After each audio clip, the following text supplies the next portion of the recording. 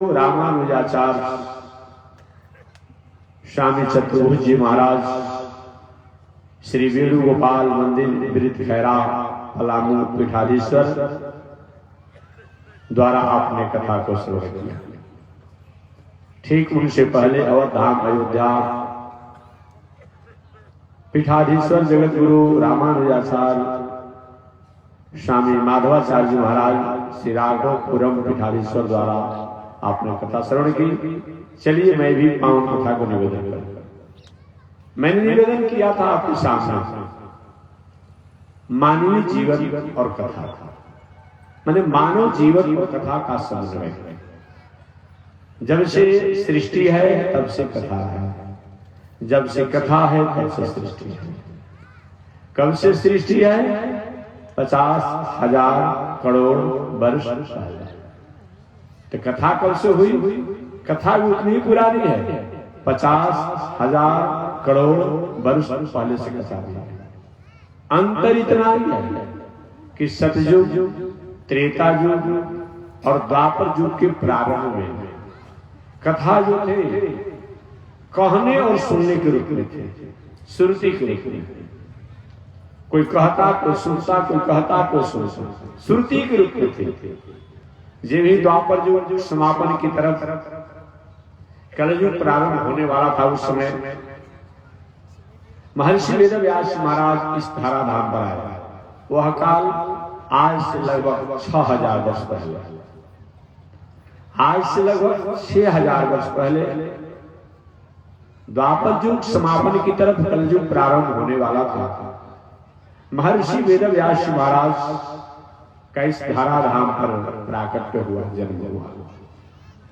व्यास जी को ऋषियों ने प्रार्थना किया व्यास जी से, व्यास जी कलिकाल के मानवों के पास स्मरण शक्ति का अभाव रहेगा, उनकी मेमोरी कमजोर रहेगी। ऐसे में शास्त्रों की बातों को पढ़ने और जानने और स्मरण करने में, याद करने में सक्षम नहीं होंगे। उनके उपकार के लिए आप कोई कार्य करिए। वही महर्षि वेदव्यास महाराज ने देवताओं और ऋषियों के आग्रह पर नारद जी की कृपा से भागवत ग्रंथों की रचना की। पहले तो वेदों की रचना की, उपनिषद की रचना की, महाभारत इतिहास की रचना की, 17 पुराणों की रचना की। लेकिन मन में व्यास जी को शांति नहीं थी, मन में उदासी रहती थी। वेदों की रचना होने के बाद भी, उपनिषद की रचना होने के बाद भी, महाभारत इतिहास की रचना होने के बाद भी, 17 पुराणों की रचना होने के बाद भी व्यास जी के मन में शांति नहीं थी। इसका एकमात्र कारण कि आप जिस उद्देश्य और लक्ष्य को लेकर के हो, और वो लक्ष्य और उद्देश्य अगर पूरा नहीं होता तो मन में खिलता रहती है, उदासी रहती है। यही मतलब है। जैसे व्यवहारिक उदाहरण, कोई व्यक्ति अपने घर से चला, चलो महात्मा जी आए हैं कथा हो, और संजोग बस रास्ते में कोई पुराना मित्र मिल गया, मित्र के साथ बैठ करके चाय नाश्ता बात करने में समय गुजार दिया। ठीक है, समय तो बिता देगा, लेकिन उसके मन में बार बार अफसोस रहेगी कि देखो एक तो समय निकलता नहीं था, और समय निकालकर मैं महात्मा जी कहाँ जाना चाहता है कथा सुनने के लिए। और बताओ मित्रों से वार्तालाप में, चाय पीने में, जलपान करने में, और समय हमें गुजार दिया। भले समय आप गुजर जाएगा, लेकिन मन में ठेस रहती है, एक मन में खिलता रहता है, एक मन में उदासी। ठीक वही हाल हुआ।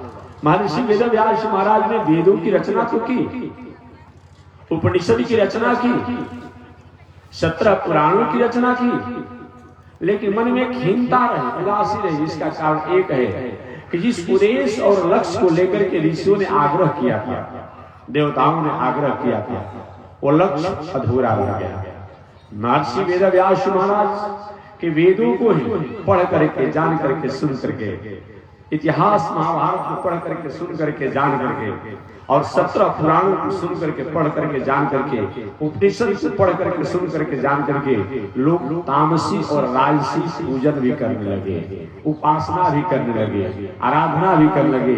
वास्तव व्यास जी का लक्ष्य नहीं था। व्यास जी का लक्ष्य था जो तामसी और राजसी पूजन करने वाले, उपासना करने वाले, आराधना करने वाले, साधना करने वाले जो हैं, वो हमेशा हमेशा के लिए उसकी तामसी और राजसी और हिंसात्मक पूजन यजन आराधना ये बंद हो जाए, इसके लिए वे धराधाम पर आए थे। और इसी के लिए उनसे प्रार्थना भी किया था कि आपके द्वारा एक ऐसे पवित्र ग्रंथों की रचना हो जिसको पढ़ करके सुन करके लोग कि जो आराधना साधना जो तामसी और राजसी है, जिससे कि वे हिंसा की तरफ अपने आप प्रवृत्त होते हैं, वो मिट जाए, रुक जाए, दूर हो जाए। ऐसा हुआ। यही कारण है कि व्यास जी के मन में असंतोष रहा, मन में कभी भी उदासी आते हो और किसी से मत बताइए, लेकिन गुरुजनों से सज्जनों से छुपाइए। व्यास जी ने और किसी से तो नहीं कहा, और किसी से नहीं कहा, लेकिन मन में थी किससे मैं अपने दुख को कहूं। लेकिन सच्ची भावना आपके रहेगी, सच्ची उद्देश्य आपका रहेगा।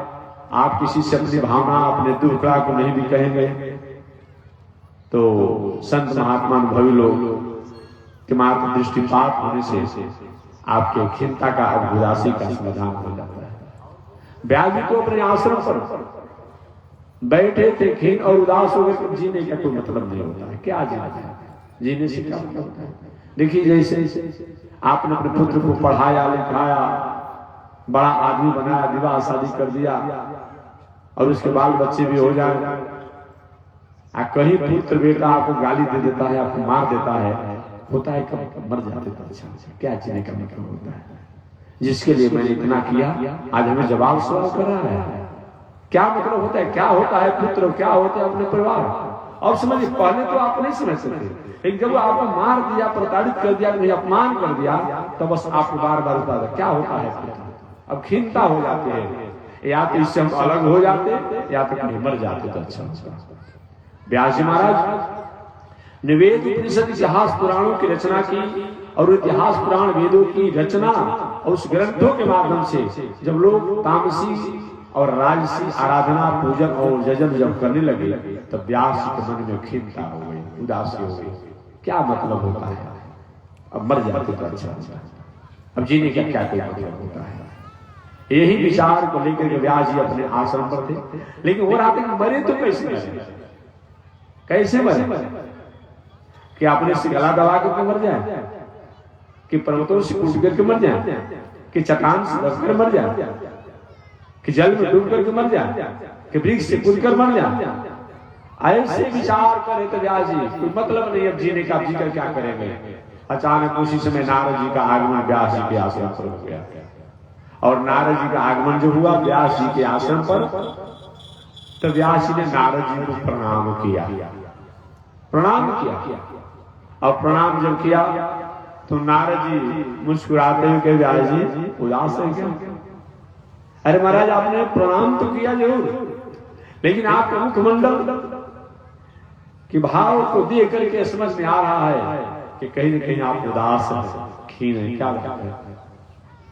अरे महाराज, हिमालय में आकर के आप तपस्या साधना बनाने वाले, तपस्या ठीक से हो रही है ना? तपस्या में कोई संकट नहीं ना है? क्या आराधना साधना में कोई दिक्कत नहीं ना है? महाराज, आखिर आप उदास क्यों हैं? देखिए, कभी भी संत महात्मा से ये मत पूछिए कि हमारे ठीक ठाक है, आप ठीक नहीं है तो ठीक कर देंगे, नहीं। कभी भी संत महात्मा से समाचार जब पूछिए, देखिए महाराज जी इस समय भजन ठीक चल रहा है, अपने आप में भगवान का पूजन चल रहा है, ठीक से ये पूछिए ना। घर गृहस्थी में आप जो पूछते हैं, ठीक है परिवार कैसा है, बाल बच्चा कैसा है, आप मोटा है कि दुबला है कि पतला है, क्या, वो तो व्यवहारिक बात है। लेकिन संतों से कभी अपने पूछिए तो यही बात पूछिए, महाराज जी भजन पूजन ठीक चल रहा है अपने आप में, यही पूछिए अपने आप में, ये बताइए। अब नारद में क्या व्यास जी इसमें पूजन जजन भजन ठीक ठाक चल रहा है ना, कि महाराज वो सब ठीक है चल रहा है, तब उदास किए महाराज आप ऋषि होकर के? आपके ग्रंथों द्वारा, आपके लिखने द्वारा समाज के लोग उदास, लोग हंसते हैं और सब आप उदास हैं, क्या बात है? व्यास जी का यही कभी समझ में नहीं आ रही है। रोगी को रोग हो जाएगा, लेकिन रोग क्यों हुआ, ऐसे समाधान क्या है, रोगी के पास नहीं होता। अगर रोगी जान जाता तो संयम हो जाता कि महाराज उदास तो है, मन में उदासी है, खिन्नता है, लेकिन क्यों उदासी खिन्नता है ये हमको पता नहीं है। नारद जी 1 मिनट में समझ गए, व्यास जी मैं समझ गया, आपने समाज के लोगों के जीने के तरीका को अपने ग्रंथों के माध्यम से छीन लिया, लूट लिया। समाज के लोगों को अपने ग्रंथों द्वारा आपने भटकाने का मौका दे दिया है, भटकने का मौका दे दिया है। भला समाज के लोग आपके ग्रंथों से भटकेंगे, भटकाव में रहेंगे, पर आप शांति चाहते हैं? नहीं। ये जितने भी अपराधी होते हैं, याद रखिएगा, जो अपराध की दुनिया में छाए रहते हैं, भले ही दूसरे लोग को दहशत फैलाते रहते हैं, लेकिन वो लोग कम भय में नहीं रहते हैं। लवशंका करना होगा तब, भोजन करना होगा तब, सोना होगा तब, चलना होगा तब, चारों तरफ देख लेंगे। 5-10 लोग उनके आगे पीछे अपने आप रहते हैं घूमने वाले, कोई आगे को प्रहार मत कर दे, कि धोखा मत हो जाए, तो कम नहीं भयभीत रहते हैं। दूसरे को आप भय दिखा करके, आप दूसरे को हिंसा करके आप चाहेंगे हम शांति से रह जाएंगे, कभी नहीं हो सकता। व्यास जी ने, नारद जी ने कहा, व्यास जी आपने दुनिया के लोगों को जीने के तरीका को छीन लिया। आपने अपने ग्रंथों के माध्यम से, वेदों के माध्यम से, उपनिषद के माध्यम से, महाभारत इतिहास के माध्यम से, 17 पुराणों के माध्यम से समाज के लोगों को अपने आप में जो कहीं सात्विक जीवन जीने के तरीका पर चलना चाहते थे, लेकिन पुनः आपने तामसी और राजसी यजन, पूजन और आराधना करने के आपके शास्त्रों द्वारा उनको उदाहरण मिल गया। महाराज, भला दुनिया के लोग आपके ग्रंथों द्वारा इस तरह हो जाए और आप शांति चाहते हैं। ब्याज लगे, बाबा मेरा उद्देश्य नहीं था। मैंने तो कहीं कहीं वेदों उपनिषदों में तामसी और राजसी वाक्यों को, उपासना को लिख दिया, इसलिए कि जो 365 दिन हिंसा करते थे, तामसी जीवन जीते थे, दोनों टाइम तामसी और हिंसा में जीवन में रहते थे, खान पान उल्टा था, तो कम से कम मैंने एक निवेदन कर दिया कि चलो भैया, अश्वमेध जग करो, सोमेध जग करो, निर्मेध जग करो। ऐसा जब करोगे तो जीवन में एक बार करोगे, और एक बार जब करोगे तो कम से कम 364 दिन तो समय आपका छूट जाएगा, एक ही दिन मौका मिलेगा, और ऐसे धीरे धीरे छूट जाएगा। लेकिन लोगों ने क्या किया, पहले जो एक टाइम अपने आप उनका खाने वाले थे, पीने वाले थे, वो दोनों टाइम शुरू कर दिया। कहता है कि नहीं, हम तो अपने आप पे ब्याज के प्रमाण अनुसार, कल या परसों मैंने उदाहरण भी दिया था। कहते हैं लोग कि हम अवधूत परंपरा करें, अघोरी परंपरा करें। वो थोड़े मानता है कि हम धर्म करते हैं, मानता है? लोग नहीं मानता है, वो तो मानता है कि धर्म करते हैं। दिन भर मध्यम मांस मीनम च मुद्रा मैथुन एव च, उनका अपने आप मकार में जो मुख से कारण है, मध्यम पित्वा पित्वा पुनः पित्वा, इतना पियो इतना पियो कि पी करके बेहोश हो जाओ, वो सबसे सिद्ध है।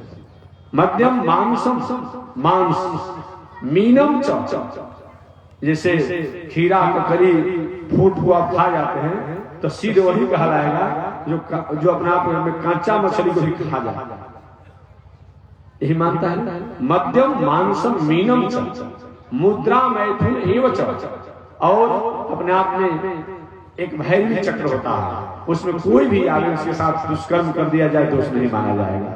इस तरह से अपने आप में कहा है, इसी को मोक्ष मानता अपने आप में, वो भी तो कहने के प्रमाण देता है ना। इसलिए आज कुछ लोग तांत्रिक विचार से रहते अपने आप कहते हैं, भी तो शास्त्र में है, लेकिन तांत्रिक जहाँ विचार होता है, मारण मोहन उचाटन वशीकरण इत्यादि जो मंत्र जहाँ है, वहाँ और कुछ बातें लिखा है। जैसे सिगरेट पीने वाले लोग जानते होंगे, सिगरेट जहाँ जो पीते हैं खेलते हैं, उस पर पतला एकदम किनारे लिखा रहता है, स्मोकिंग अपने आप में स्वास्थ्य के लिए हानिकारक है, उस पर लिखा रहता है छोटा सा अक्षर में, ताकि कोई इस पर कंप्लेन मत करे कि महाराज जी हमारा सिगरेट पीने से फेफड़ा कमजोर हो गया, दमा हो गया, टीबी हो गया, कोई कंप्लेन नहीं करेगा। क्योंकि इस पर लिख दिया गया है कि स्वास्थ्य के लिए हानिकारक है, सिगरेट पर लिखा रहता है। ठीक उसी प्रकार से अपने आप में बताया गया है, जहाँ तंत्र मंत्र की विद्या है, उस तंत्र मंत्र की विद्या में वही पर लिख दिया है कि जो तंत्र मंत्र की ऐसी विद्या करता है वो मर करके अधोगति को प्राप्त करता है, वहीं पर लिखा हुआ है। ये तो बात को ध्यान देता नहीं है। अब हम नहीं कहते हैं। भरत जी महाराज रामचरितमानस के भरत जी महाराज जब ननिहाल से अयोध्या में लौट करके आए, राम जी वनवास चले गए, अयोध्या के कुछ लोगों को, नगर वासियों को ऐसा अपने आप था कि हो सकता है भरत का भी मंत्रणा कहीं न कहीं होगा अपने आप में राम जी को वनवास भेजने के लिए। ऐसे कुछ लोगों के मन में भावना थी कि भरत जी के बिना सलाह की भला कैकेयी अपना वनवास मांग सकती थी, हो ही नहीं सकता अपना अपना। भरत जी महाराज ने सफाई देते हुए कहा कि अयोध्यावासियों, अगर कैकेयी और मंथरा के विचारों में मेरा भी विचार थोड़ा सा भी होगा तो मेरी गति वही होनी चाहिए जो तंत्र मंत्र जादू टोना करने वाले लोगों की जो होती है। अब स्पष्ट बुझा गया कि तंत्र मंत्र जादू टोना ये अधोगति देने वाला है, ये रामचरितमानस में लिखा हुआ है। इसीलिए अपने आप बताया गया है। बहुत प्रकार से भरत जी ने कसम खाया था, आप जानते होंगे, लेकिन इशारा कर दिया। अतः बताया गया है कि व्यास महाराज ने कहा मेरा तो विचार है कि मैंने जो रात दिन उसी में डूबे रहते थे तामसी और राजसी जीवन में, उनको मैं रोकने के लिए कहीं कहीं शास्त्रों में थोड़ी सी इशारा कर दिया, लेकिन लोगों ने क्या किया, अब उसी को प्रमाण मान लिया। जैसे कल एक उदाहरण मैंने दिया था, भाई कोई अपने आप हॉस्पिटल में हो, उठा नहीं जाता हो, बोला नहीं जाता हो, चला नहीं जाता हो, श्वास लेने परेशानी हो, अब उसमें तो डॉक्टर साहब एक पाइप द्वारा अपने आप में भोजन दे रहे हैं, एक पाइप द्वारा लोग शंका हो रहा है, एक पाइप द्वारा शौच हो रहा है, और वो कोई अब उसी को प्रमाण मान ले, जीवन के दिनचर्या मान ले। वाह, हॉस्पिटल में हम 1 महीना रहे, अपने आप तीनों एक साथ करते थे, अब शौचालय में भोजन करेंगे, लोग शंका करेंगे, पैखाना करेंगे, सब तीनों करेंगे, अब उसी को प्रमाण मान। यही तो हाल है।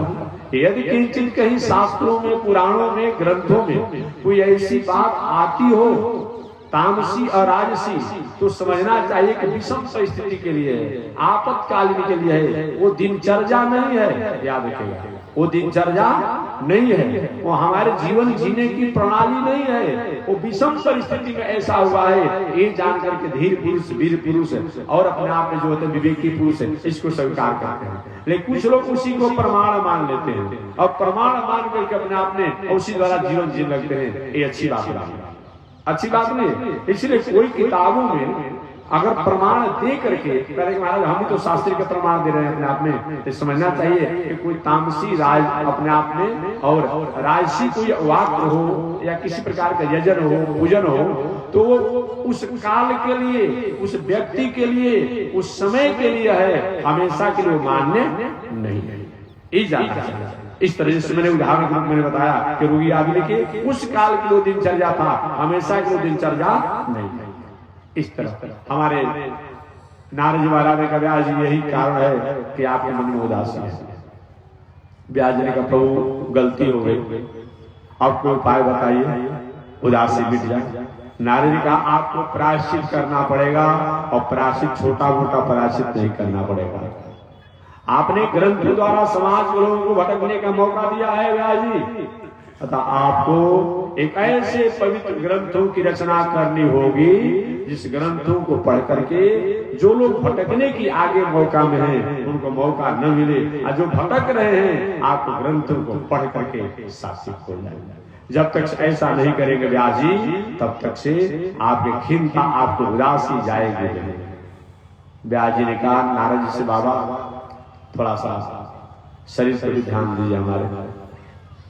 अब वो नहीं रह गई है मेरे पास क्षमता, मेरे पास शक्ति नहीं रह गई है, स्मरण शक्ति कमजोर हो गई है, शरीर में झुर्रियां पड़ गई है, आंख से दिखाई नहीं पड़ते हैं, कान से सुनाई नहीं पड़ते हैं। महाराज अब समर्थ में नहीं, क्षमा कर दीजिए, जो होने वाला तो ग्रंथों को मैंने लिख दिया, अब मेरे बस की बात नहीं है, मैं नहीं लिख पाऊंगा। नारद जी ने कहा व्यास जी जो विवेकी पुरुष होता है, जो धीरवान पुरुष होता है, जो धैर्यवान होता है, जो पुरुषार्थी व्यक्ति होता है, मरने के अंतिम क्षण तक और अंतिम दम तक अपने कर्मों का त्याग नहीं करता है। दैव दैव आलसी पुकारा, जो अपने आप होता है वो ऐसे लोग जो होते हैं जो भाग होगा हमारा तो अपने आप होगा, नहीं, कर्मशील व्यक्ति जो होता है, कर्मशील व्यक्ति जो होता है मरते दम तक अपने कर्मों का त्याग नहीं करता है। यही होना चाहिए। जैसे आपने बड़े बड़े उद्योगपतियों को देखा होगा, इस समान उद्योगपति नहीं कि बरसाती फतेगा जैसा अपने आप कुछ धन हो गया, विलासी जीवन बनाए, पुनः जैसे के तैसे हाल में चले गए। इन लोगों की बात मैं नहीं करता हूँ। बड़े बड़े उद्योगपति जो होते हैं राष्ट्र स्तर पर, देश स्तर पर, देखेंगे उनके पास खाने का रहने का अभाव है, लेकिन नहीं, हमेशा अपने आप उद्योग करते रहते हैं, हमेशा उद्योग एक फैक्ट्री रहते हैं। जो समान रूप में होता है, थोड़ा धन संपत्ति हो गया, अरे अब क्या करना है, अपने आप हो गया, बस कुछ दिन के बाद जहां से चढ़ाई पर चढ़े थे उन्होंने वहीं पर आके गिर गए। इसलिए दैव आलसी पुकारा वाला बात नहीं होना चाहिए। भाग में जो होगा, अरे भाग उसी के सहायक होता है जो कर्म करता है। भाग उसी की सहायता करता है जो कर्म करता है। अगर हम कर्म करते हैं तो भाग हमारा एक न एक दिन हमारे साथ सहायता करने के लिए आ ही जाता है। याद रखिएगा, अतः कभी भी कर्म का त्याग मत करें। जैसे आप लोग खेती करते आ रहे हैं, किसी साल ठंडा से, किसी साल बरसात से, किसी साल सुखाड़ से, कोई फसल में उतराव चढ़ाव होते रहा अपने आप में, लेकिन जो लगातार अपने आप खेती करते रहा, उसी में कहीं मौसम की अनुकूलता हो गई, प्रकृति की अनुकूलता हो गई, फसल अच्छा हो गया। कोई कहीं नहीं, एक साल कहीं किसी फसल कोई मारा गया, कहीं अपना आप नहीं हुआ, विषम परिस्थिति आई और खेती करना छोड़ देगा। क्या करना है जब घटे लग रहा है? तो जब कोई प्रकृति के मौसम अनुकूलता जो हो गई, तो जो और फसल प्राप्त किए और प्राप्त करेगा नहीं करेगा। अतः हम कर्म करते रहे और कर्म ये जाने कि सफलता में असफलता और असफलता में सफलता छुपा रहता है। कभी कभी सफलता में भी असफलता छुपी रहती है। कभी कभी सफलता में हमारे पास सब कुछ असफलता छुपी रहती है, और कभी कभी असफलता में भी सफलता छुपी रहती है। इसलिए ये जान करके कर्म करना चाहिए, विवेकपूर्ण कर्म करना चाहिए। और हमेशा अगर सफलता की तरफ आप हैं तो हमेशा याद रखना चाहिए कि कभी हो सकता है कहीं असफल भी हो जाए। ये विचार करके सजग और सचेत कर्म को करना चाहिए, ये बताया। और कहीं असफल आप हैं तो हमेशा सफलता के मुकाम को याद करके और अधिक संघर्षशील होकर के अपने कर्म और पुरुषार्थों को करना चाहिए, ये बताया। हमारे नारद जी महाराज का व्यास जी आप कहते हैं महाराज शरीर में झुर्रियां पड़ गई है, अवस्था ढल चुका है। विवेक के पुरुष और पुरुषार्थी व्यक्ति को, कर्मशील व्यक्ति को, कर्मशील व्यक्ति को कभी भी साहस को खोना नहीं चाहिए, पुरुषार्थ को खोना नहीं चाहिए। आप कर्म कीजिए, आप ग्रंथों को लिखिए और कहीं न कहीं आपको सहायता प्राप्त हो जाएगा। वही नारद जी ने अपने 3 जन्म की कथा सुना करके और व्यास जी को हरहास बनाया, विश्वास दिया। देखिए पौराणिक कथा सुनने से मिलती कुछ नहीं है, लेकिन हमारे जीवन में सौहार्द, शांति, दृढ़ता और दृढ़ता प्राप्त होती है। याद रखना, तो दृढ़ता प्राप्त होना एक कम बात नहीं है। कथा तो वही पुरानी है जो पहले से चली आ रही है, और भी जो हमारे पढ़ाई की प्रणाली जो है वो हर 2-4 साल का सिलेबस बदल जाता है। कभी आपने सुना किसी ने कहा कि नहीं नहीं अब गीता पुरानी हो गई है, अब सिलेबस बदल दीजिए, किताब बदल दीजिए? कहीं सुना आपने? वेद पुराना हो गया है, इतिहास पुराना हो गया है, उपनिषद पुराना हो गया है, न सिलेबस बदलता है न किताब बदलती है। क्यों? इसमें इतने तत्व और रहस्य और ज्ञान पड़े हुए हैं कि भले पढ़ने वाले थक जाए। एक ही ग्रंथ को लाखों, हजारों, करोड़ों, अरबों लोग पढ़ते हैं, लेकिन नई नई प्रेरणा उनको प्राप्त होता है। आज यही कारण है कि हमारे धर्म ग्रंथों पर जो श्रीमद् भगवत गीता है, इस पर 4000 टीकाएं अभी तक लिखा चुकी है। 4000 श्रीमद् भगवत गीता पर 4000 टीकाएं अपने आप लिखा जा चुकी है, और फिर भी नई नई टीकाएं अभी लिखी जाती है। कि ऐसा उसमें ज्ञान है, जो जितना उसे ढूंढना चाहे ढूंढ लेता है। जैसे समुद्र का जल और समुद्र, अब कितना भी कोई समुद्र के जल से अपना काम ले, वो घटने वाला नहीं है। आप थक जाएंगे, आपका परिवार थक जाएगा, तो घटता नहीं है। जिसकी आवश्यकता पड़ती है वहां उसमें से नमक निकालता है, साल्ट निकालता है, कोई मोती चुनता है, कोई सिप चुनता है, कोई इसमें से मछली मछुआरा भी प्राप्त करता है। भले कुछ लोग करें, लेकिन वो जहाँ अथाह तो अथाह है अपने आप में। ठीक उसी प्रकार से बताया गया है। ऐसा जानते हुए बताया गया है कि हमारे ग्रंथों में कोई ऐसी नौबत नहीं आई जिनके सिलेबस को बदल दिया गया, किताबों को बदल दिया गया। हमारे नारद जी महाराज ने कहा, व्यास जी आज ये विवेकपूर्ण कर्म करने का फल है कि आपके सामने जो नारद खड़ा है, नारद जी अपने बारे में बताएंगे, ये नारद जो खड़ा है कहीं किसी काल में किसी समय में एक गंधर्व का बेटा था, दूसरे जन्म में यह नारद दासी का पुत्र था, और तीसरे जन्म में नारद आज आपके सामने जो है आज देवर्षि बना हुआ है। ये नारद की नहीं है, ये विवेकपूर्ण एक कर्मों का फल है कि विवेकपूर्ण पुरुषार्थ कर्मों के फल के कारण कहा गंधर्व का बेटा आज देवर्षि नारद बना हुआ है। अतः हे व्यास महाराज, आप भी विवेकपूर्ण अपने आप में ग्रंथों को रचना करें और निश्चित रूप में सहयोग हो जाएगा, सहयोग हो जाएगा। और नारद जी ने अपने 3 जन्म की कथा सुना दिया कि व्यास जी ने पूछा, बाबा आप गंधर्व पूर्व जन्म में? हाँ, मैं गंधर्व का बेटा था। और दूसरे जन्म में आपने कहा कि दासी? हाँ। महाराज ये कैसे हुआ, इस चरित्र को सुना दीजिए, चरित्र को सुनाइए। वही नारद जी ने अपने 3 जन्मों की कथा सुनाई, तो मैं भी संक्षिप्त सुनाता हूं। नारद जी ने कहा कि व्यास जी, मैं पूर्व जन्म में प्रथम जन्म में गंधर्व का बेटा था। अजी गंधर्व किसे कहते हैं? गंधर्व तो आप जानते हैं, जिनके वंश परंपरा के लोगों के यह दिनचर्या है कि अर्थ की कामना से अपने कला कुशलता और गायन करके, अपने कला कुशलता और गायन का प्रदर्शन करके समाज के लोगों द्वारा उस कला कुशलता के प्रदर्शन द्वारा जो उन्हें धन प्राप्त होता है उससे अपने जीवन की प्रवृत्ति करते हैं, उसी का नाम का है गंधर्व। गंधर्व अर्थ कामा।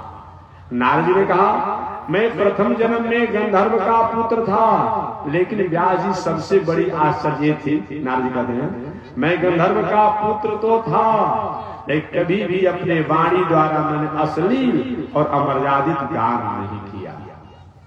मैं गंधर्व का पुत्र था, लेकिन अपने वाणी द्वारा कभी भी अश्लील और अमर्यादित गान नहीं किया, गायन नहीं किया, क्योंकि वाणी पर सरस्वती देवी का वास होता है। सरस्वती देवी का वास होता है, ऐसा जान करके इस मुख में न कोई अपवित्र चीज डालना चाहिए जिसके द्वारा अपवित्र भाषा का प्रयोग होना चाहिए। इसीलिए बताया गया, कहते हैं इससे सरस्वती देवी कुपित तो होती है। आजकल के लड़की चालू कर, महाराज जी पढ़ते तो हैं लेकिन याद नहीं रहता। मुर्गा के अंडा खाएंगे याद रहेगा? सुबह सुबह जगने के बाद तो दिमाग ठीक होता है। अरे दिमाग ठीक होता है कि जो दिमाग वो भी भ्रष्ट हो जाएगा। अब बताइए, मुर्गा मुर्गा आप देखे ना, जितना गंदगी रहता है उसमें से चुन चुन कर खा जाता है। अब उससे बने हुए अपने आप में उस अंडे को आप खाएंगे और आपका दिमाग ठीक होगा। जो दिमाग थोड़ा बड़ा होगा भी ना, वो अपने आप खाने से भ्रष्ट हो जाएगा, भ्रष्ट हो जाएगा अपने आप में। अब कहते हैं ठीक हो जाएगा, लोग कहता है कि भाई ये तो शाकाहारी है, इसमें कोई दोष नहीं है। अब वही लोग शाकाहारी हो और मांसाहारी को तय कर देता है। नहीं नहीं, ऐसा मत करो। अपने आप में खाना हो, अपने आप में खाओ। इसी प्रकार से दूध, माखन, मिश्री, अनेक प्रकार के पकवान है, फल है, इससे नहीं दिमाग ठीक होगा। लेकिन लोग कहता है अपने आप में, तो याद रखिएगा अपने आप में। इससे सरस्वती देवी कुपित हो जाती है, लक्ष्मी देवी कुपित हो जाती है। तो जहां सरस्वती देवी या लक्ष्मी देवी जहां कुपित हो जाए, आपका धन आ भी जाएगा, विद्या आ भी जाएगा, न उस धन से आपका और आपके समाज का लाभ होगा, न उस अपने आप विद्या से आपका आपके समाज का। बहुत पढ़े लिखे रहेंगे लेकिन आपका परिवार संस्कारी नहीं होगा। आपकी पत्नी, आपका बेटा, आपका बेटी, आपका भाई, कोई आपको नहीं, बस सारा धन क्या किसी काम का नहीं अपने। इससे सरस्वती देवी और लक्ष्मी देवी अपने आप में कुपित हो जाते हैं, अपमान होता है उनका। इसलिए नारद जी, व्यास जी, मैं भले ही गंधर्व का पुत्र था, लेकिन मैंने अपने वाणी द्वारा कभी भी अश्लील और अमर्यादित शब्दों का गायन नहीं किया। ये बताया, ये नहीं कि हमारी माता जी लोग विवाह के अवसर पर अपने आप रोज न जाने कितना ये लोग गाली और उपद्रव गाती है अपने आप में। कब आप लोग जानते होंगे, विवाह में गए होंगे, कितना उपद्रव अपने आप में, रात भर उपद्रव होता है। समझिए, न जाने कहां से ऐसा शब्द सुन सुन करके लाई है, और किस पुस्तक में से कहां पढ़ाई पढ़ी अपने आप में, किस विद्यालय में की पढ़ाई पढ़ाई जाती है अपने आप में। ऐसा ऐसा शब्द, ऐसा ऐसा शब्द मत पूछिए। ये वाणी द्वारा व्यक्त करने में अपने आप संकोच होता है। कैसे लोग गा लेती है। वहीं पे इसका भाई रहता है, चाचा रहता है, बाबा रहते हैं, पिता रहते हैं, और भी लोग बेटा रहता होगा अपने आप में, उसकी बेटी रहती होगी, लेकिन ऐसे ऐसे असली अमर्यादित शब्दों का गायन करती है, मत पूछिए। अब उन्हीं को भगवान कैसे अपने आप सुनते हैं, अब तो वही जाने का हम क्या बता। लेकिन नहीं, थोड़ा विचार होना चाहिए। गायन पहले से परंपरा चली आ रही है। विवाह शादी के अवसर पर गायन करने का, गीत गाने का पहले भी परंपरा रही आई है, लेकिन जिस तरीका से उपद्रव में आपके द्वारा गायन किया जा रहा है ठीक है। अब क्या करेंगे, तिलक के अवसर पर, विवाह के अवसर पर एक कहीं अपना शंकर जी का, हनुमान जी का, काली जी का गीत गवाया, वो आधा गाएगी आधा भुला जाएगा। लेकिन रात भर जितना उपद्रव देखिए अपने इसीलिए बताया नहीं, ऐसा नहीं होना चाहिए। गीत गाइए, लेकिन मर्यादापूर्ण गीत गाइए। भगवान श्री राम जी जो जनकपुर में गए थे, तो जनकपुर की नारियां भी उनके लिए गीत गाई, गीत गाया था अपने आप में, गाली गाई थी, लेकिन मर्यादापूर्ण था। अब जनकपुर की नारियां अपने आप में भगवान श्री राम से कहती कि हे रघुनंदन, हमने सुना है कि आपके माता जी जो है अपने आप में आप लोग का जन्म जो है एक खीरे से कर दिया। बोला खीर से कहीं कोई लड़का होता है? अब तो लक्ष्मण जी थोड़ा सा तिरमिला गए। ए भैया देख रहे हैं, गुरु जी लेकर के आए जनकपुर में, और हमारी माता को गाली दे रही है, हमारे बाप का अपमान कर रही है, हमको उलाहना दे रही है। तो भगवान ने कहते क्या करोगे, ससुराल में आज झगड़ा करोगे, गाली दे रही है, तो बताओ क्या। एक ऐसा ये भी होता है कि चाहे राष्ट्रपति जी का है ना, बात समझिएगा, चाहे राष्ट्रपति जी क्यों ना हो, राष्ट्राध्यक्ष जी क्यों ना हो, चाहे पीएम साहब होगा, सीएम साहब होगा, डीएम साहब हो, कोई भी हो, लेकिन जब ससुराल में जाएंगे तो उनको इतना गाली, ऐसा कानूनी प्रक्रिया हो गया है कि केस भी नहीं होगा। आता है, सुना है क्या जी? हम नहीं सुने हैं कि कोई विवाह में गया हो और किसी ने गाली दे दिया हो, अपने आप में कोई केस दिखाने गया हो। अरे न्यायाधीश भी क्यों ना हो, सुप्रीम कोर्ट से लेकर के और लोअर कोर्ट तक, अगर उनको भी गाली सुनना पड़ेगा तो केस फौजदारी नहीं होगा। कोई केस करने भी जाएगा तो वकील साहब का केस लिखेंगे ना, जज साहब केस को सुनेंगे। ऐसी प्रणाली आज तक चली आ रही है अपने आप में। भगवान श्री राम ने कैसे बताओ लक्ष्मण, तुम ससुराल में आए हो, विवाह होना ही बाकी है, क्या करोगे, झगड़ा करोगे, बताओ। अगर गाली दे तो क्या करोगे? नहीं, ऐसा नहीं होगा। हमारी अभी तो कहीं रहे थे कि हमारी माता को हमारे पिता गाल गए, तभी के बाबा को गाली देना शुरू कर दिया कि राम जी का दोष नहीं है, इनके वंश परंपरा में लोग कोई घाड़ा से हो जाता है, कोई जल से हो जाता है, कोई कलश के पानी से हो जाता है, ऐसा गाली दे रही थी अपना। देखो हम कुछ नहीं करेंगे, जाओ गुरु जी लेकर के आए विश्वामित्र बाबा, उन विश्वामित्र बाबा से जाकर अब गए लक्ष्मण जी थोड़ा ऐसा उतार हैं कि गुरु जी एक गाली देने के लिए बुलाए थे, जिस हमारे सूर्यवंशियों को, रघुवंशियों को, एक स्वाकु वंशियों को अंगुली तक कोई नहीं दिखाया, और इस भरी सभा में गाली दिया जा रहा है। विश्वामित्र बाबा ने कहा क्या करोगे, विवाह के अवसर पर ही रस नहीं होता है, इसमें क्या कुछ नहीं गुरु जी, कोई उपाय कीजिए अपने आप में, ऐसा नहीं मैं बर्दाश्त करूंगा। तो विश्वामित्र बाबा लक्ष्मण जी की भावना को समझेंगे, कैसे सावधान अपने आप में कि सुनो, अगर तुम चाहते हो कि गाली न दिया जाए तो एक उपाय है, तुम अपने भैया से कह दो, तुम्हारे भैया चाहेंगे राम जी तो गाली देना बंद हो जाएगा। अच्छा, तो उन्हीं के कारण गाली हो रहा है क्या? हाँ, क्या किया जाए गुरु जी? क्योंकि अपने भैया से कह दो, जो गाली देने वाली नारियां जो अटारियों पर चढ़ करके, छतों पर चढ़ करके जो गाली दे रही है, थोड़ा सा नीचे जो सिर किए हुए, कितनी मर्यादा है। राम जी जीवन भर मर्यादे में रह, यही ने क्या हुआ कि जो साधारण अयोध्या का एक नागरिक जो है उनको उंगली उठा दिया, लोकापवाद का। कृष्ण भगवान के नहीं, जब जैसा काम अनुकूल होगा वही हम काम करेंगे। मर्यादा त्रेतावतार में हम आए थे, रामावतार में आकर के मर्यादा दिखाए, मर्यादा से कुछ मिला नहीं, जैसा अनुकूल होगा वैसा काम करेंगे। अब राम जी चुपचाप नीचे सिर करके बैठे, विश्वामित्र बाबा ने चाहे ऊपर कर सिर करके देख लेंगे तो कमाल हो जाएगा। जाकर कान में गुरु जी ने कहा कि गाली जो दीवाने का काम है तुम्हारे भैया कर रहे हैं। अच्छा, क्या यही गुरु जी ने कहा? कैसे अपना गाली नहीं देगी हमारी माता को, कैसे? तो लक्ष्मण गुरु जी ने कहा कि हम तुम्हारे भैया ऊपर की तरफ दृष्टि करेंगे, बस हो जाएगा। सही बात, जे ही अपने आप राम जी नीचे जो सिर के ऊपर की तरफ जिनकी कौन गाली दे रही है। अब जो दशरथ जी को और कौशल्या जी को जो गाली दे रही थी नारियां, वो क्या क्या जनक जी को गाली देना शुरू कर दिया। जनक जी को गाली देना शुरू हो गया। उनके नेत्रों में कमाल ऐसे अपना आप देखने में ऐसा नेत्र होना चाहिए। ये बताया गया है। आज की बात नहीं कि विवाह हो रहा है, विवाह से पहले अपने आप में सबसे हंसी मजाक सारे गंभीरता में रहे कम से कम, तब न मर्यादा होगा अपने आप में। क्या मतलब होता है? एक दिन अपने आप रहे, परसों दिन अपने आप क्या होता है, अब फैमिली कोर्ट में जाने की व्यवस्था हो जाती है, तलाक हो जाता है। ये आपने मर्यादा को सिखाना है, यही बताया गया अपने आप में। अब कमाल हो गया अपने आप में। अब दशरथ अपने जनक जी कहते हैं बंद करो बंद करो बंद करो, हमारे घर में हमको गाली दिया जा रहा अपने आप में। उनके दरबारियों ने बंद करा दिया, बंद करा दिया। इस तरह से अपने आप में। तो मैं निवेदन करना चाह रहा था कि हमारे नारद जी महाराज ने कहा कि मैं प्रथम जन्म में गंधर्व का पुत्र था, लेकिन कभी भी अपने वाणी द्वारा अश्लील और अमर्यादित गायन नहीं किया। व्यास जी, जिसका परिणाम क्या हुआ, नारद जी कहते हैं अगले जन्म में मैं दासी पुत्र बन गया। ये नारद जी कहते हैं मैं दासी पुत्र बन गया।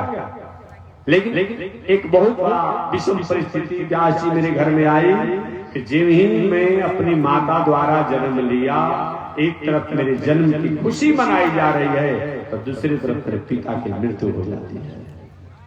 घर में बहुत बड़ा मातम छा जाता। एक तरफ मेरे जन्म की प्रसन्नता तो है, लेकिन दूसरी तरफ मेरे पिता के मृत्यु का शोक है। मेरी माता को किसी तरह मेरी माता ने मुझे अपने आंचल अपने गोद में लेकर के हमें संभाला और मेरे पिता का संस्कार किया। आगे कहते हैं नारद जी व्यास जी, जे मैं दासी पुत्र के रूप में जब जन्म लिया, मेरी माता के पास मेरी परवस्ती करने का कोई बहुत बड़ा आधार नहीं था, सहारा नहीं था। मेरी माता ने मेरे पिता का संस्कार करने के बाद मेरे को अपने गोद में अपने आंचल में लेकर के और जंगल की राह पकड़ लिया। कहते हैं नारद जी, जाते जाते एक गृहस्थ ऋषि के आश्रम पर मेरी माता गई। कहते व्यास जी, मेरी माता गृहस्थ ऋषि के आश्रम पर तो गई और वही गई, बाबा ये दासी है, एक बेटा छोटा सा है, मैं चाहती हूँ आपके आश्रम पर रहूं। देखिए पहले भी संत महात्माओं के आश्रम पर जाने का रहने की परंपरा बताई गई, आज भी होनी चाहिए, आज भी होनी चाहिए। ऋषि किसे कहा जाता है, गृहस्थ किसे कहा जाता है, महर्षि किसे कहा जाता है। ऋषि का मतलब होता है जो बाल बच्चा परिवार पत्नी से संपन्न होकर के भी भले ही गृहस्थ आश्रम में हो, लेकिन उसका दिल, उसका दिमाग, उसका मन, उसका बुद्धि, उसका चित्त, उसका व्यवहार परमात्मा से संबंध सबका जुड़ा हुआ वह गृहस्थ ऋषि। ये बताया गया है। ऐसे गृहस्थ ऋषि के आश्रम पर, ऐसे गृहस्थ का मतलब होता है कि गृहिणी गृह उच्चते। गृहस्थ किसे कहा जाता है, जो गृहिणी से संपन्न हो उसी को गृहस्थ कहा जाता है। कहीं से उठा करके लेके आ जाइएगा, भगा कर लेके आ जाइएगा तो गृहस्थ नहीं कहलाइएगा, फिर जान लीजिएगा। हाँ, आज के जमाना में बोलो हो जाए, लेकिन वो नहीं कहेंगे। गृहिणी गृह उच्चते, वर पक्ष और कन्या पक्ष के अभिभावकों द्वारा एक दूसरे को अपने आप में पसंद करते हुए, दोनों की दोनों गरिमा को याद करते हुए इस मर्यादा से जो विवाह होता है उसी को गृहस्थ कहते हैं। और उसी से जन्म लेने वाला जो होता है संतति, वह पुत्र कहलाता है। न तो और लोग पुत्र के समान दिखाई पड़ेंगे, लेकिन पुत्र नहीं होंगे अपने आप में, ये जान लीजिएगा अपने आप में। इसीलिए नारद कहते हैं कि मेरी माता गृहस्थ ऋषि के आश्रम पर गई और ऋषि गृहस्थ थे, बाल बच्चेदार थे, परिवार पत्नी सब संपन्न थे, उनका और भी स्त्रियां रहती थी। नारद जी मेरी माता को गाय की सेवा करने का मौका दिया गया। मेरी माता गाय का सेवा करने लगी उन गृहस्थ ऋषि के आश्रम में। कहते व्यास जी, मैं भी धीरे धीरे ऋषि के आश्रम से बढ़ने लगा। कहते मैं कुछ विवेकी हो चुका था, नारद जी मैं कुछ ज्ञानी हो चुका था। उम्र तो बहुत बड़ी नहीं थी, लेकिन मैं अनुभव कर लिया था कि दुनिया नश्वर है, आगमा पाई है। दुनिया नश्वर है, आगमा पाई है, यहाँ अस्थाई किसी की सता नहीं है। ये चलती गाड़ी दुनिया है, टिकट ले हम भी बैठे हैं, संभल कर चलना रे भाई, पराये संग को। चाहे ट्रेन कितनी भी अच्छी हो, चाहे प्रतीक्षालय कितना भी अच्छा हो, लेकिन जब तक ट्रेन नहीं आई है तब तक प्रतीक्षालय की सुख सुविधा को आप भोग लीजिए। लेकिन ट्रेन के आने के बाद और प्रतीक्षालय में आप जमा करके बैठे हैं कि नहीं, घर से अच्छा व्यवस्था है, रहने देगा वहाँ कर्मचारी, अरे साहब के बैठे हैं कि साहब बैठे नहीं है, अनजान नहीं है। हमने सोचा कि घर अच्छा नहीं है, वहाँ रहने का खाने का पीने की व्यवस्था है, या अच्छा व्यवस्था चल रहा है, अब यहीं पर अपना निवास बनाएंगे, कर्मचारी रहने देगा, बाँ पकड़ भागे यहाँ से। जब तक ट्रेन नहीं आई थी तभी तक इस प्रतीक्षालय में बैठने का अधिकारी थी। ठीक यही दुनिया संसार का है। आप संसार में रहिए, संसार की वस्तु व्यवस्थाओं में रहिए, संसार की समाज परिवार पत्नी के साथ रहिए, ये बंधन नहीं है। लेकिन ये मानिए कि हम प्रतीक्षालय में हैं। प्रतीक्षालय में तभी तक रहा जाता है जब तक से हमारी यात्रा कहीं अपने आप गंतव्य तक नहीं हो पाती। लेकिन प्रतीक्षालय को ही अपना घर बना लिया जाए तब तो विडंबना हो सकती है, तब तो विषम परिस्थिति हो सकती है। अर्थात परिवार, पत्नी, बाल बच्चे, खेती, व्यापार, नौकरी, अध्ययन, अध्यापन सब कीजिए अपने आप में, त्यागिए मत। भगवान श्री कृष्ण ने श्रीमद् भगवत गीता में यही तो कहा, अर्जुन गुरु कर्म कर्म करो, कर्म का कभी भी त्याग नहीं करने को बताया गया है। लेकिन ये मानिए कि कहीं एक अलग हमारा मुकाम अलग है, रहना नहीं देश वीराना है, यह संसार कागज की पुड़िया, पानी पड़े गल जाना है, रहना नहीं देश वीराना। यह संसार कांटों की झाड़ी, उलझ उलझ मर जाना है, रहना नहीं देश वीराना। कांटों की झाड़ी कैसे है जी? पहले आप अकेले थे, चलो अच्छा जीवन जी रहे हैं, आज यही दो हो गए तो अब पत्नी के प्रति स्नेह हो गया, वहां आपका मन उलझ गया, चलो दो ही में। अब उसके बाद एक बच्चा हो गया, अब पत्नी से थोड़ा सा प्रेम बच्चा में बट गया अपने आप में, दूसरा बच्चा हुआ उसमें ही बट गया, अब उसका भी बड़ा हुआ, उसके भी पुत्र हुए, अब नाती में प्रेम बट गया। अब जैसे जैसे परिवार बढ़ते चला जा रहा है वैसे वैसे आपका प्रेम और स्नेह और आसक्ति जो है उन परिवार में, जैसे कि बैर के कहीं वृक्ष देखे होंगे झाड़ी, कहीं उसमें बाल बोल फंस जाए अपने आप में, एक को निकाले करके एक फंस जाता है, एक को निकाले करके एक फंस जाता है। बैर का जो अपने आप झाड़ी कहीं देखे होंगे, ठीक वही बात है। अब अपने आप में इतना उलझ जाना है, यह संसार कांटों की झाड़ी, उलझ उलझ मर जाना है, रहना नहीं देश वीराना।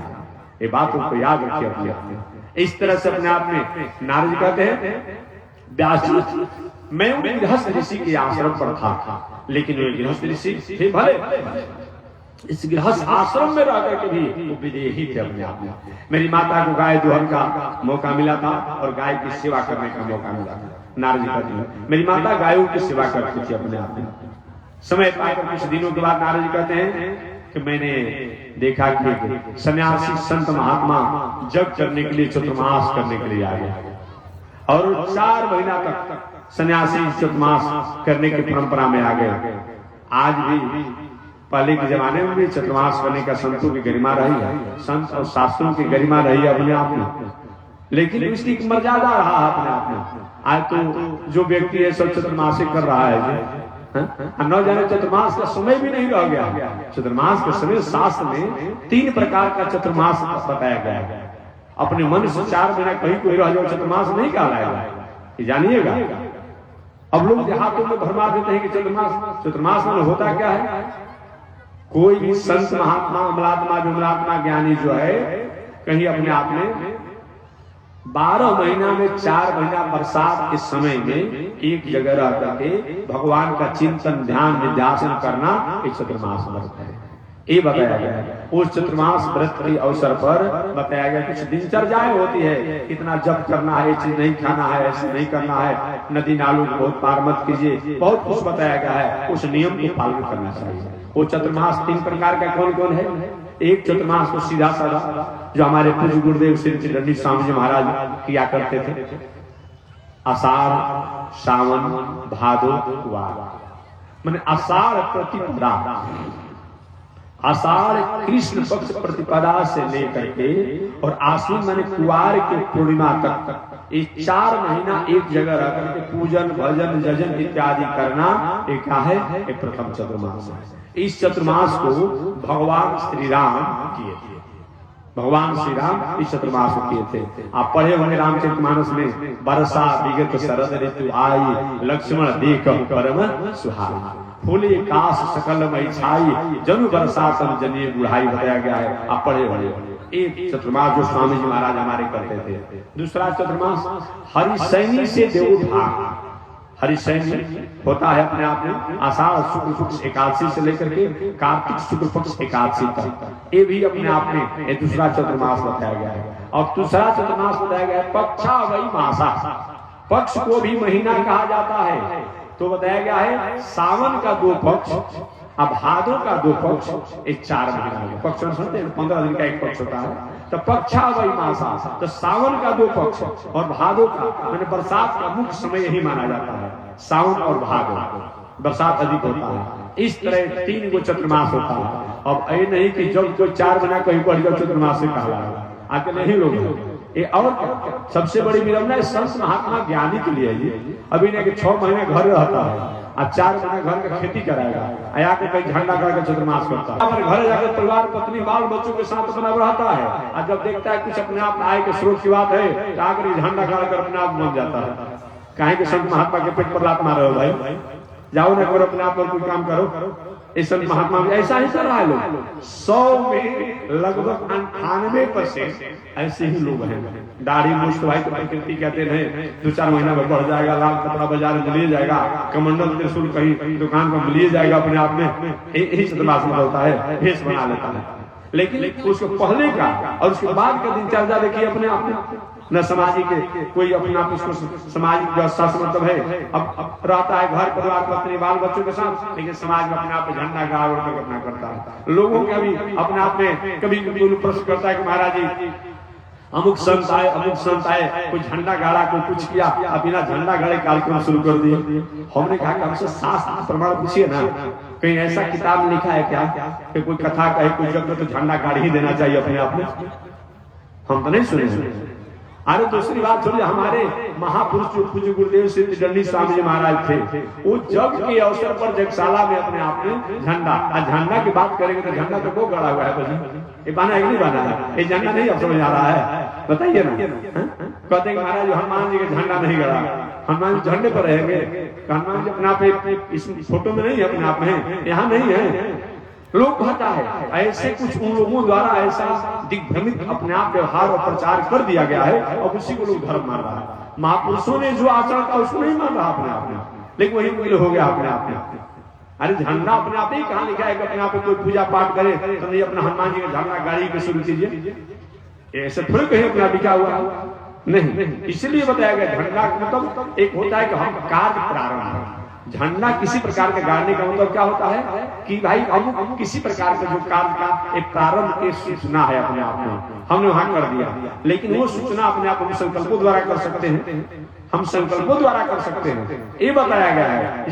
जग में हो रहा उसमें झंडा गाड़ कर अपने आप को कहते हैं। हम लोग साथ में रहे स्वामी जी के, हमने तो कभी स्वामी जी के जमाने में जब तक हम रहे या पहले ये नहीं कि स्वामी जी को अपने आप पे झंडा गाड़ा गया, लेकिन नया लोगों द्वारा चल रहा है। वही जो 6 महीना घर रहता है, 3 महीना अपना घूम करके जग करता है और सब ले देके सब घर पहुंचा देता है, बड़ा ज्ञानी बना हुआ है, वही तो लोग करता है अपने आप में। नहीं अपने आप में शास्त्र की बात पूछिए ना अपने आप में, तब न बताया जाएगा आपसे। एक लोगों ने पूछा अपने आप के महाराज जी स्वामी जी का अपने आप में आरती होता था कपूर से दीप से, हम स्वामी जमाना में जानते हैं केवल उतना ही आरती आप जानते हैं, शीत आरती होता है, पुष्प से भी आरती किया जाता है, तुलसी पत्र से भी आरती किया जाता है। तो हमको भाई यही अच्छा लगता है, किसी कोई झंझट नहीं है, अपने आप में एक तुलसी पत्र से आरती कर ले, भी शीत आरती कहा जाता है। याद रखिएगा अपने आप में।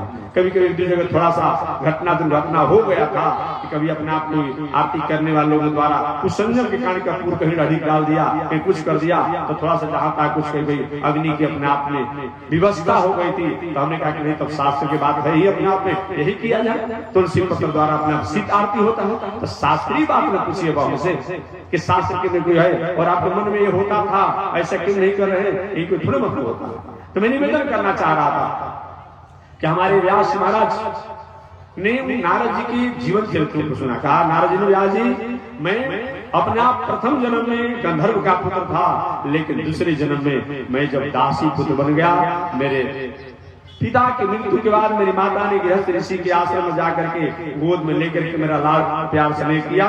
वह गृहस्थ ऋषि के आश्रम पर माता रहने लगी और अचानक संत महात्मा सन्यासी लोग उन गृहस्थ ऋषि के आश्रम पर चतुर्मास करने के लिए आ गए और कथा वो प्रारंभ कर दिए। सन्यासी लोग जो आए थे अपने आप में, और समय बीतते बीतते बीतते नारद कहते हम भी बहुत बड़े तो नहीं थे, लेकिन संत महात्मा के आश्रम बहारने का काम करते थे, झाड़ू बहारू का काम करते थे, चुपचाप बैठ कर कथा सुनते थे। अच्छा समय बीतने में देर नहीं लगता है।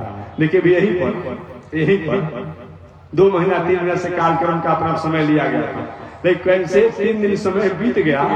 अब 1-2 दिन बचा है, बस अब अपने आप में 14 तारीख बचा है, 15 तारीख बचा, 2 ही दिन याद कर रहा है। कैसे बीत गया, समय तो बीतता अपना अनुसार, लेकिन अच्छा समय बीतने में देर नहीं लगता है। अपने आप उसी में अपने आप रहते हैं। बताया गया है, नारद कहते हैं वो सन्यासी जाए थे जो चतुर्मास करने के लिए, उनका 4 महीने का समय बीत गया। अब वो सन्यासी महात्मा अपने शिष्यों के साथ जब जाने लगे, नारद एक बात तो मालूम पड़ा, दुनिया उदास है।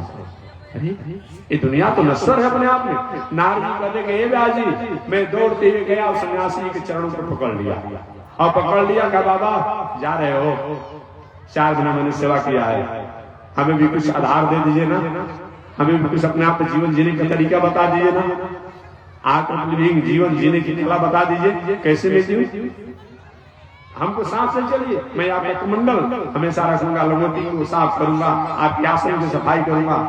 अब ऐसी वार्तालाप हो ही रही थी। नारद जी अचानक मेरी माता जी को पता चला कि मेरा बेटा उन सन्यासी के साथ साधु पढ़ने के लिए जा रहा है।